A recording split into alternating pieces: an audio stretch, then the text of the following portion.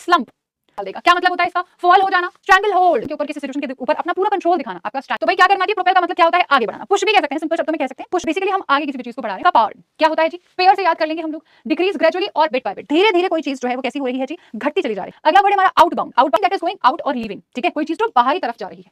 Outer out से stiff क्या होती है? उतनी फ्लेक्सिबिलिटी रही नहीं है जितनी की होनी चाहिए थी, थोड़ी सी जिद्दी हो गई है। आप इसे स्टबर्न भी कह सकते हैं, वो भी वही कल लवर है। फूल के लिए यूज करते हैं, जो स्टूपिड पर्सन होता है, नॉनसेंस बातें कर रहा है, फुलिश बातें कर रहा है, ये आपका क्या हो जाएगा जी? लवर हेड हो जाएगा। फिर ये अप्रोपोज, जो आप कहते हैं एप्रोप्रिएट भी कह सकते हैं इसको। अगला वर्ड है विटुपरेट, मतलब क्या करना जी? ब्लेम करना, किसी को इंसल्ट करना, क्रिटिसाइज करना, ये सब इसके क्या हो जाएंगे? सिनोनिम्स हो जाएंगे। आप इसे कंडेम भी कह सकते हैं, क्योंकि सेड्यूलस 150 करोड़ बना, बहुत एफर्ट करना, डेडिकेशन के साथ, पूरे डिलिजेंस के साथ खूब एफर्ट मार के कोई चीज। थ्रोल, I have all power. Throw to be cocksure means जब आप किसी भी चीज को लेकर 100% श्योर होते हैं तो आप कॉकश्योर होते हैं, ठीक है? अगला to commit to memory, 100% surety के लिए, लर्न बाय हार्ट। आगे देखो, इविल डेज, जो बुरे दिन चल रहे हो, not a spark of decency, कोई भी ऐसा व्यक्ति की बात, इल मैनर्ड पर्सन है, बदतमीज। Roll up the sleeves, simple हो गया, चल आज देख ही लेते हैं, इसे हम कहते हैं रोल अप द स्लीव्स। आगे देखो, ब्लो ओवर, ब्लो से भी इंपॉर्टेंट हो जाते हैं। मतलब क्या होता है? कोई भी घटना घट चुकी है, ब्लो अप। अब ये क्या होता है? ब्लो अप, ब्लो अप का मतलब होता है एक्सप्लोड हो जाना। एक्सप्लोड माने फट जाना, जैसे आपका ड्रॉप इन सब का मतलब होता है टू पे अ विजिट, ठीक है? पता है जी? कम बाय का मतलब होता है मिलना, कोई चीज, how do you come by this thing. Breakout का मतलब होता है जी फैल जाना, किसी भी चीज का फैल जाना, चाहे यूट कह रहे होते हैं, किसी भी तरीके से इनडायरेक्ट या डायरेक्टली या चोरी छिपे या कैसे भी एक रेफरेंस देना, या सिंपल शब्दों में समझो टू हिंट एट समवन और समथिंग, इसके लिए हम एल्यूड को यूज करते हैं। Am I clear everyone?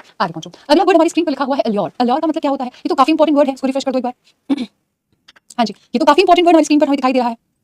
मेरी तबीयत ठीक ही है, बस चल रहा है, बराबर हो, चीजें चल रही हैं। हाँ, तो एल्योर कैसा वर्ड है जो हम अपनी डेली लाइफ में भी यूज कर सकते हैं और करते भी हैं। मतलब क्या होता है इसका? अट्रैक्ट हो जाना। जब आप किसी व्यक्ति की तरफ अट्रैक्ट होते हैं, या कोई भी ऐसा व्यक्ति जो आपको लुभाता है, या कोई भी ऐसी चीज हो सकती है, कोई पर्सन ही नहीं, कोई सामान भी ऐसा हो सकता है जो आपको अपनी तरफ खींचता है, जो आपको लुभाता है, उसे हम एल्योरिंग कहते हैं। एडजेक्टिव की जैसे आप इस वर्ड को यूज करते होते हैं। आप टेम्प्ट कह सकते हैं, आप फैसिनेट कह सकते हैं, आप अट्रैक्टिव ऑफ कोर्स कह सकते हैं, कैप्टिवेटिंग कह सकते हैं, ये सब इसके क्या हो जाएंगे? सिनोनिम्स हो जाएंगे। आप कैरिज्मेटिक भी कह सकते हैं, ठीक है? तो ये शब्द आपको याद रखना है। आगे पहुंचो। कोई भी जिसे हिंदी में हम भिक्षा कहते हैं ना, उसी को हम इंग्लिश में आर्म्स कह रहे होते हैं, ठीक है? हिंदी में जिसको हम भिक्षा कहते हैं उसको हम इंग्लिश में आर्म्स कहते हैं। भिक्षा देना, चैरिटी करना भी कई दफा लोग इसको कह देते हैं। तो बेसिकली नीडी लोगों को पैसा या जरूरत का सामान देना, आप क्या उसको हम क्या कहते हैं इंग्लिश में? उसे हम आर्म्स कहते हैं। याद रखें कि इस पर्टिकुलर वर्ड से ये एस नहीं हटता, ये एक ऐसा नाउन है जिसके साथ एस हमेशा ही लगा होता है, और ये प्लूरल भी होता है, ठीक है? ये जो वर्ड है भिक्षा, इंग्लिश में जिसे हम आर्म्स कहते हैं, ये प्लूरल ही होता है, और इसके साथ जो वर्ब आता है वो भी आपका हमेशा ही प्लूरल आ जाएगा, ठीक है? सिंगुलर वर्ब नहीं आता, ध्यान रखना इस चीज का। आगे देखो, अगला वर्ड है आपका अलोफ्ट। अलोफ्ट क्या होता है? अपवर्ड की तरफ। इसको याद कैसे करेंगे? लिफ्ट में मानो कि हमें यहाँ पर हम है अभी, हमें यहाँ से यहाँ जाना है, तो लिफ्ट की हेल्प से हम यहाँ चले गए, तो लिफ्ट ने हमें क्या कर दिया? ऊपर की तरफ पहुंचा दिया, अपवर्ड्स पहुंचा दिया हमको लिफ्ट ने, है ना? राइट? तो अपवर्ड को हम दूसरे शब्दों में अलोफ्ट भी कह सकते हैं। इसे हम याद कैसे करेंगे? लिफ्ट से लॉफ्ट और इसके आगे अप, ऐसे याद कर लेंगे, ठीक है? अपवर्ड्स की तरफ हम बात करते हैं, इसको ऊपर की तरफ, इसका मीनिंग होता है। अगला वर्ड है हमारा अलूफ। आप लोगों ने मूवीज वगैरह में या स्पेशली सीरियल्स वगैरह में देखा होगा कि क्या होता है कि जब कोई गुस्सा हो जाता है तो वो रूफ पर जाकर बैठ जाता है, छत पे जाके बैठ जाता है, उसको किसी से बात करने का मन नहीं करता, है ना? वो गुस्सा होता है और छत पे जाके बैठ जाता है। तो व्यक्ति छत पे जाके क्यों बैठना चाह रहा है? क्योंकि वो सबसे अलग होना चाहता है ना? अपने आप को बाकियों से दूर करना चाहता है, ठीक है? इसीलिए वो बाकियों से दूर हो गया है। इसी को हम क्या कहते हैं? अलूफिंग कह रहे होते हैं। तो अलूफ हो जाने का मतलब होता है कि एक तरफा हो जाना, अलग हो जाने की कोशिश करना, या अलग हो जाना, टू अपार्ट फ्रॉम समवन और समथिंग, ठीक है? राइट? अब इसको हम याद कैसे करेंगे? जब व्यक्ति गुस्सा होता है तो वो रूफ पे जाके बैठ जाता है, क्योंकि वो सबसे अलूफ होना चाहता है, सेपरेट भी कह सकते हैं, ठीक? आगे देखो, अगला वर्ड है हमारा ऑल्टरकेशन। ऑल्टरकेशन का मतलब क्या होता है? ऑल्टरकेशन का मतलब होता है जैसे वाद विवाद हो जाता है ना, आपने कोई बात बोली, मैं उस पर एग्री नहीं कर रही हूं, मैं आपकी और मेरी बहस हो गई, तो जो बहस हो गई है आपकी और मेरी, इसी को हम ऑल्टरकेशन कहते हैं। ऑल्टर का मतलब ही होता है चेंज, यानी कि बदलाव, ठीक है? राइट? अब मेरी ओपिनियन है ए, आपकी ओपिनियन है 1, ठीक है? दोनों शायद एक बात कह रहे हैं, लेकिन मेरी ओपिनियन ए है, मानो आपकी ओपिनियन अगर Z होती तो आप कहां मैं कहां, दोनों अलग बात कर रहे हैं। तो क्योंकि हमारा जो थॉट प्रोसेस है, हम जो सोच रहे हैं वो बिल्कुल ही एकदम डिफरेंट है, तो हमारी बातें कैसी हो जाएंगी? हम आपस में बहस करने लग जाएंगे। अगर हमारी बातें एक जैसी हैं तो फिर हम अग्री कर गए, बट अगर हम अलग अलग बातें कर रहे हैं, ठीक है, तो फिर उसके लिए हम लोग क्या यूज करेंगे जी? हम लोग ऑल्टरकेशन यूज करेंगे। बेसिकली क्वेरल, झगड़ा, डिबेट बताने के लिए आप इसे यूज करते हैं। अगला वर्ड है हमारा ऑल्ट्रुइस्टिक। एक ऐसा पर्सन जो सबके लिए ट्रू रहता है, सबको एक समान मानता है, लोगों के वेलफेयर के लिए काम करता है, उसका खुद का किसी भी तरीके का कोई भी स्वार्थ नहीं होता, ऐसे व्यक्ति को हम ऑल्ट्रुइस्टिक कहते हैं। समझ में आ गई बात? एक ऐसा पर्सन जो बिल्कुल निस्वार्थ होकर दूसरों के हित में काम करता है, जिसे हम हिंदी में परोपकारी कह देते हैं, उसे हम इंग्लिश में ऑल्ट्रुइस्टिक कहते हैं। Am I clear here? बिल्कुल एकदम सेल्फलेस पर्सन है, अपने बारे में जरा सा भी नहीं सोचता, दूसरों के बेटरमेंट, दूसरों के अपलिफ्टमेंट के बारे में सोचता है, दूसरों के वेलफेयर के बारे में सोचता है, ठीक है? समझ आया? आगे पहुंचो। अगला वर्ड है हमारा अमलगम। अमलगम का मतलब जो बच्चे साइंस साइड से पढ़े हुए हैं उनको पता भी होगा, भाई दो तीन चीजों को मिक्स कर देना, मिक्स करके एक मिक्सचर बना देना, मिक्स करके क्या कहा जाता है? अमलगम कहलाया जाता है। अ कॉम्बिनेशन और ब्लेंड ऑफ समथिंग, ठीक है? किन्हीं भी दो या दो से ज्यादा चीजों का जो मिश्रण होता है उसे हम क्या कहते हैं? उसे हम लोग अमलगम कहते हैं, ठीक है? आगे देखो, अगला वर्ड है कन्फ्रंट करना। कन्फ्रंट का मतलब होता है सामना करना। अभी तक क्या है कि बस इधर उधर से दो बातें आपने बोल दी, दो बातें उन्होंने बोल दी, किसी से कई बातें हुई हैं, पर आमना सामना नहीं हुआ है। तो जो आमना सामना होता है, ठीक है, कम इन फ्रंट ऑफ मी, ऐसे करके याद कर लेना, कम इन फ्रंट ऑफ मी, आ जाओ जरा कन्फ्रंट कर लो, ठीक है? तो भाई हम क्या बोल रहे हैं? कम इन फ्रंट ऑफ मी, ऐसे करके याद कर लेंगे, क्योंकि कम इन फ्रंट ऑफ मी, आ जाओ मेरे सामने, आमना सामना करते हैं, ठीक है? वो होता है कन्फ्रंट करना। अगला वर्ड है आपका डिफाइल। अब ये फाइल्स मैंने पूरी प्रॉपर अरेंज करके रखी थी, आप आए, आपने सब कुछ दिखा दिया, तो ये क्या करा आपने? आपने चीजों को खराब कर दिया, है ना? डिसऑर्गेनाइज भी कह सकते हैं, पर वैसे हम इसको गंदा करने के सेंस में यूज करते हैं। आप इसको लिटरली पॉल्यूट कह सकते हैं, कंटामिनेट कह सकते हैं, आप इसे सली कह सकते हैं, आप इसे डिफाइल कह सकते हैं, ठीक है?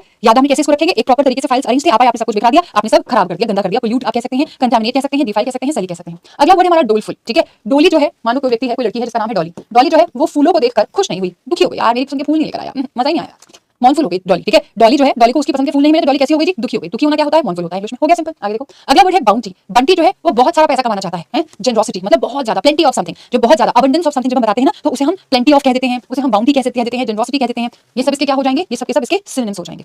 मेरी बात सबको क्लियर हो गई? हाँ, सबको क्लियर है? Just hold for a second. चलो अगली बात पर पहुंच जाते हैं बच्चों।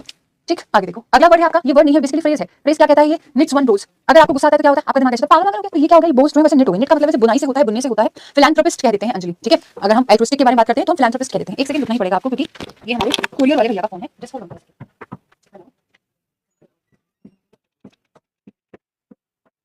Okay, so sorry, I am so sorry guys. मैं यहीं हूं। चलो शुरू कर लेते हैं, आगे बढ़ लेते हैं। सो निट वन रोज का मतलब क्या होता है जी, गुस्सा करना। गुस्से के लिए बहुत सारे वर्ड्स यूज कर लेते हैं। एंगर तो आपको पता ही है, ये कोई नई चीज नहीं है। एक और वर्ड होता है हमारा रात, एक और वर्ड होता है हमारा रेज, ठीक है। आप इसे फ्यूरी भी कह देते हैं। ये सारे शब्द हमारे गुस्से को बताने के लिए होते हैं, ठीक है। अगर आपको गुस्सा है किसी भी व्यक्ति से या किसी से भी, तो आप एंगर के बदले इन सारे वर्ड्स को यूज कर सकते हैं। और अगर आप फ्रेज यूज करना चाहते हैं तो आप ये फ्रेज भी यूज कर सकते हैं। आगे देखो अगला वर्ड है आपका make a hash. Make a hash मतलब सारी चीजें बिल्कुल उथल-पुथल हो गई हैं, सब कुछ एकदम मैशअप हो गया है, सब कुछ एकदम बिखरा-बिखरा हो गया है। ये आपका क्या होता है जी, ये आपका मेक अ हैश होता है। आगे देखें ऑयली टंग। ऑयली टंग किसकी होती है, एक वो पर्सन जो बहुत ज्यादा फ्लैटरी करता है, बहुत ज्यादा फ्लैटरी करता है, हमेशा आपकी बटरिंग करता रहता है। इसलिए नहीं कि वो एक्चुअली आपको प्रेज कर रहा है, इसलिए कि उसका काम ही है, वो सबकी तारीफें करता रहता है, क्योंकि उसको सबसे अपना कुछ ना कुछ काम निकलवाना होता है। ऐसे पर्सन को हम क्या कहते हैं, ही हैज अ ऑयली टंग, ठीक है। हमेशा दूसरों को मक्खन लगाने की बात जो है व्यक्ति करता होता है, ठीक है। आगे पहुंचो, आगे देखो अगला वर्ड है आपका past master. Past master basically phrase है जिसका मतलब होता है क्या चीज, एक कोई एक्सपर्ट जो होता है किसी भी चीज के, जो एक्सपर्ट होता है, कोई खाना बनाने में एक्सपर्ट है, कोई स्टाइलिंग में एक्सपर्ट है, कोई हेयर ड्रेसिंग में एक्सपर्ट है, सबकी अपनी अपनी एक्सपर्टीज है। तो कोई भी ऐसा पर्सन जो किसी भी काम में एक्सपर्ट होता है उसे हम क्या कहते हैं, पास्ट मास्टर कहते हैं, प्रोफेशनल भी कह सकते हैं, ठीक है।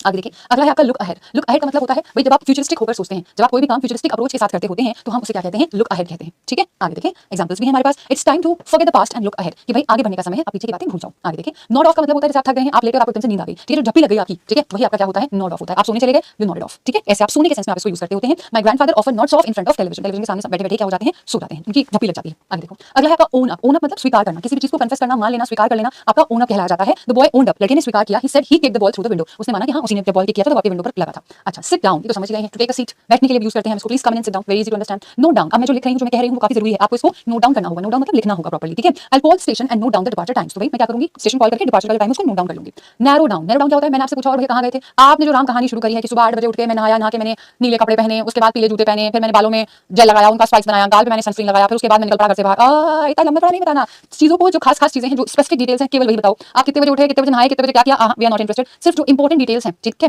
सिर्फ उतनी ही बातें हमारे साथ शेयर करो, बाकी हमें नहीं जरूरत है बिल्कुल भी जानने की। Can you please narrow down your choices so that we can provide you the cost estimate. तो क्या भैया तुम हमें बता सकते हो साफ साफ कि तुम्हें क्या चाहिए क्या नहीं। ऐसे तो दुनिया भर की चीजें चाहिए, बट तुम्हें टू द पॉइंट बताओ हमें कि तुम्हें क्या क्या चाहिए, ए टू जी जो भी चाहिए वो बता दो, ठीक है। तो नैरो डाउन मतलब तरीके से कम कर देना, ब्रीफ कर देना, या टू द पॉइंट ही रहना।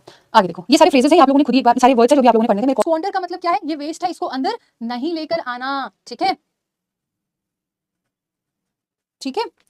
अच्छा अगला वर्ड है आपका डेलिरियम। डेलिरियम का मतलब क्या होता है, कोई डेली अगर रम पिएगा, शराब पिएगा तो दिमाग खराब हो जाएगा, उसका मैडनेस ही आपका डेलिरियम होता है। कल्पेबल का मतलब होता है ब्लेम वर्दी, ठीक है। हैकल मतलब सवाल पूछ पूछ के हरास कर दिया है आदमी को। डेबनियर मतलब सुओव, यानी कि बहुत ही ज्यादा एकदम डैपर लुक, ठीक। एंग्विश का मतलब होता है बहुत दुख, दर्द, पीड़ा, परेशानी।